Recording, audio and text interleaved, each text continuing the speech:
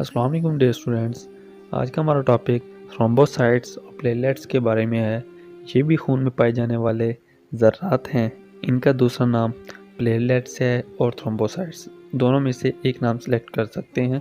یہ زیادہ تر خون پلازما میں موجود ہوتے ہیں۔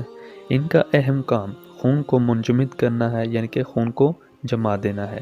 یہ اس وقت اپنا کام سر انجام دیتے ہیں جب انسانی جسم کو کوئی کٹ یا زخم لگ جائے، تو یہ سیلز کی خون کی زیادہ مقدار کو بہنے سے روکتے ہیں۔ اگر ان کی تعداد زیادہ ہو جائے تو انسان تھرومبوسائٹوپینیا کے مرض میں مبتلا ہو جاتا ہے۔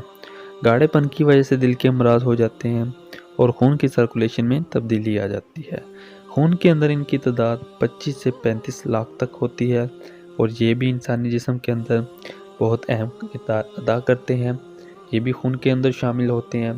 جب بھی کوئی فارن باڈی انسانی جسم کے اندر انٹر ہوتی ہے یا کٹ لگ جاتا ہے تو یہ پلیٹلیٹس فوراً اس زخم کے اوپر پہنچ کر اسے جمانے کی کوشش کرتے ہیں اور بلیڈنگ کو روکتے ہیں، اور جب خشک ہو جاتے ہیں تو ایک شکل اختیار کرتے ہیں جسے ہم عام زبان میں سکری کہتے ہیں۔